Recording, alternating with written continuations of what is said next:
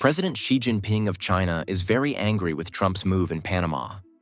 The United States is making a clear demand that Panama must have no business with China and immediately hand over the Panama Canal or face a military invasion from the U.S. President Donald Trump may start a proxy war with China as he doubles down on taking military action against Panama. Brand new for you this morning, the Trump administration is asking Pentagon officials to provide, quote, credible military options to ensure unfettered U.S. access to the Panama Canal. This news changes everything. This is not just about the Panama Canal, but the ability of the United States to limit China's global influence and partnerships. And guess what? It gets even worse. New developments are coming in, and the consequences could be far bigger than anyone expected. Before we dive in, make sure to subscribe and turn on notifications. This story is unfolding fast, and you need to stay ahead of the chaos. Now let's start.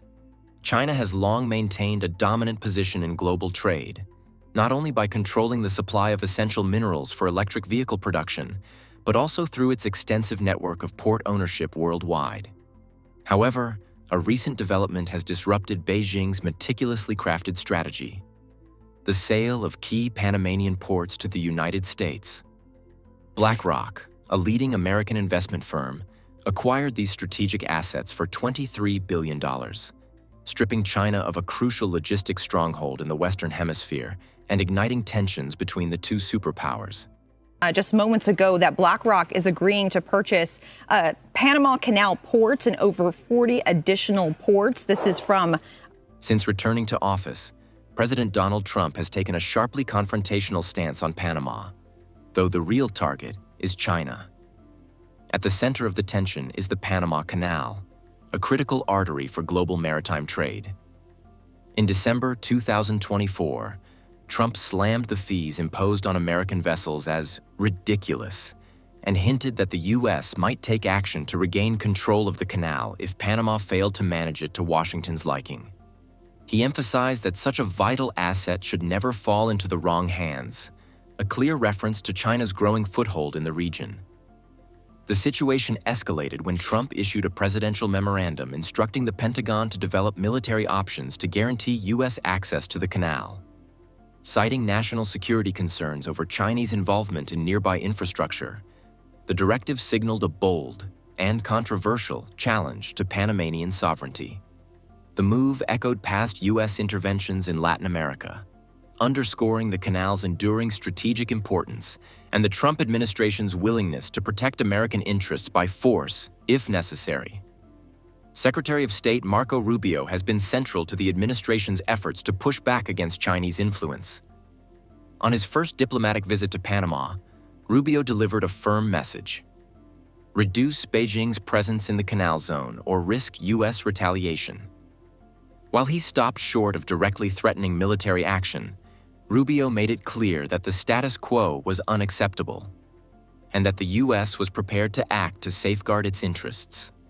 In response to U.S. pressure, President Mulino announced Panama's decision not to renew its agreement with China's Belt and Road Initiative, BRI, signaling a shift in the country's foreign policy. This move was lauded by Secretary Rubio as a significant step forward for U.S.-Panama relations and a testament to the effectiveness of the administration's diplomatic efforts. The decision also reflected Panama's desire to decrease indebtedness to China and maintain a balanced foreign policy amidst escalating U.S.-China tensions. China's investments in Panama have been both deep and strategic, spanning key sectors like infrastructure, logistics, and telecommunications. Chinese firms have helped build ports, bridges, and other critical facilities, fueling Panama's modernization and driving economic growth. These projects have strengthened Panama's role as a global trade hub, while also anchoring China's presence in a region long considered part of America's strategic backyard. The benefits for Panama have been substantial. Trade volumes have surged, infrastructure has improved, and the country's global profile has risen. The partnership has brought new jobs, transferred technology, and diversified the economy, reinforcing Panama's importance in global supply chains. But this growing relationship hasn't gone unnoticed in Washington. China's expanding influence in Latin America has raised alarms in U.S. policy circles. triggering a reevaluation of America's approach to the region. At the heart of China's strategy is the Belt and Road Initiative, a sweeping global infrastructure campaign designed to boost Beijing's economic and geopolitical influence. By funding massive development projects across the world, China has secured key footholds, offering countries an alternative to traditional Western financial institutions. For many nations, including Panama, that alternative has proven too attractive to ignore. Also, China dominates the global shipbuilding industry, controlling more than 50% of the world's ship production. In 2023, Chinese shipyards received over 55% of new ship orders worldwide, far ahead of South Korea's 27% and Japan's 13%. This dominance is not accidental, but the result of aggressive government support, cheap labor, and technological advancements. China's state-owned shipbuilders, such as China State Shipbuilding Corporation, receive massive subsidies, making their ships cheaper than competitors. Their ability to mass-produce vessels at record speeds has forced many Western shipyards out of business. China's dominance in global shipbuilding is raising alarm bells, especially for U.S. President Donald Trump. He's repeatedly warned that America's shipbuilding industry is on the brink of collapse under intense pressure from China. The numbers are staggering. In 2020, the U.S. built just 7 commercial ships, while China produced over 1,200. And it's not just civilian vessels. China's Navy now outnumbers the U.S. Navy, with over 370 combat-ready ships compared to America's 292. Trump has long argued that this imbalance poses a direct threat to U.S. national security. With America increasingly reliant on Chinese-built ships for both commercial and strategic purposes, the risk in times of conflict is clear. He's proposed steep tariffs on Chinese vessels and increased subsidies for U.S. shipbuilders. But rebuilding the domestic industry will be a slow and expensive undertaking. Without bold intervention, the U.S. could lose its ability to compete altogether. This concern extends far beyond shipyards. Across Washington, there's growing unease over China's expanding influence in strategic sectors like ports, telecommunications, and energy. U.S. policymakers fear a gradual erosion of American dominance and a world where China sets the rules. And it's not just Panama. Across Latin America, countries like Mexico, Brazil, and Argentina are deepening ties with Beijing. Chinese investment is pouring into infrastructure, energy, and manufacturing, offering many nations an attractive alternative to traditional U.S. partnerships. Even Canada, one of America's closest allies, is seeking to diversify its trade by strengthening ties with China, particularly in natural resources and tech. This global pivot raises a crucial question. Is the United States losing its grip on global leadership? As more countries look east for growth and opportunity, the U.S. faces a critical choice: adapt to a shifting world order or risk falling behind. If America hopes to maintain its global influence, it will need more than military might. It will need a new strategy, one that blends economic power, innovation, and renewed diplomatic engagement. But why is the Panama Canal so important to the U.S. and China? The Panama Canal is a 50-mile engineering marvel that serves as a pivotal artery in global trade, connecting the Atlantic and Pacific Oceans. This strategic waterway significantly reduces maritime travel distances, offering a shortcut that saves up to 20 days of transit time compared to alternative routes like the treacherous Cape Horn. Annually, over 13,000 vessels navigate through the canal, transporting more than 500 million tons of cargo. This immense flow of goods shows the canal's role as a superhighway for international commerce, making it a coveted asset for major economic powers. Control over ports along the Panama Canal grants nations substantial influence over global shipping routes. Historically, the United States maintained authority over the canal until its transfer to Panama in 1999. In recent years, China has made significant inroads by investing heavily in Panamanian port infrastructure. These investments aim to secure reliable passages for Chinese cargo, thereby strengthening Beijing's logistical network in the Western Hemisphere. However, a recent development has disrupted China's strategic positioning. CK Hutchison Holdings, a conglomerate controlled by Hong Kong tycoon Li Ka-shing, agreed to sell an 80% stake in its port operations near the Panama Canal to a BlackRock-led consortium for approximately $23 billion. This transaction, intended to reduce exposure to global trade risks, has been perceived by Beijing as a forfeiture of a strategic asset, causing sharp criticism from Chinese authorities. The U.S. administration, under President Donald Trump, has interpreted this acquisition as a strategic victory. Trump lauded the deal as reclaiming the Panama Canal, reflecting a broader agenda to counter China's expanding influence in the region.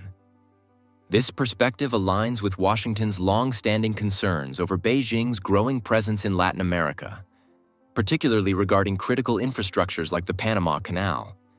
The strategic importance of the Panama Canal cannot be overstated.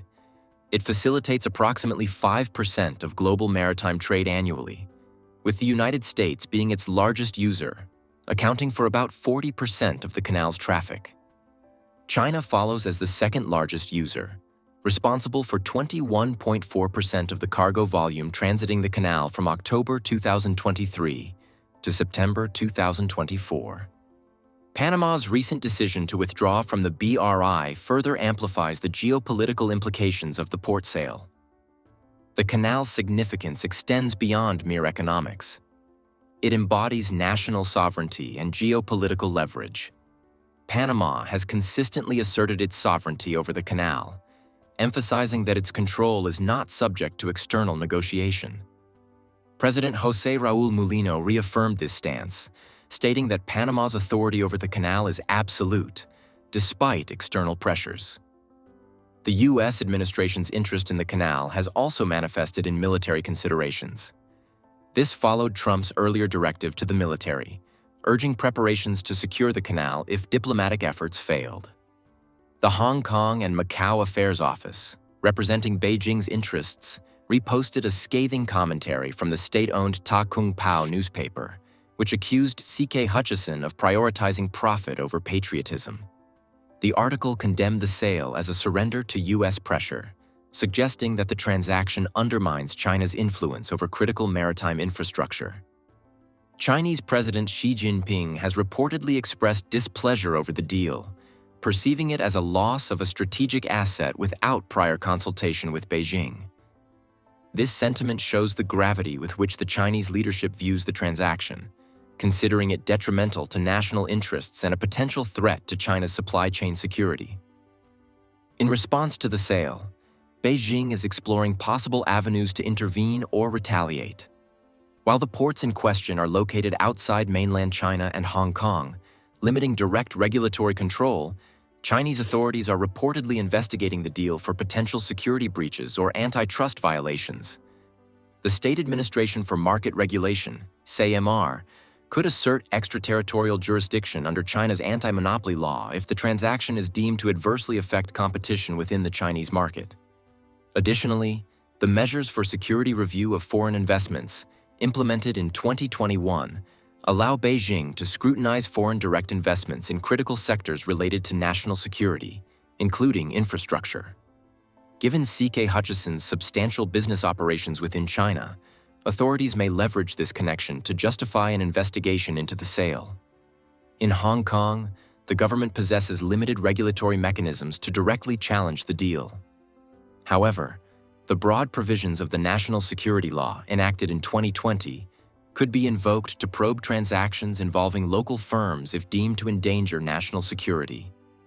This legislation criminalizes acts of collusion with foreign forces, subversion, secession, and terrorism, providing a legal framework that could potentially be applied to scrutinize CK Hutchison's actions. The escalating tensions surrounding this transaction have also impacted CK Hutchison's financial standing.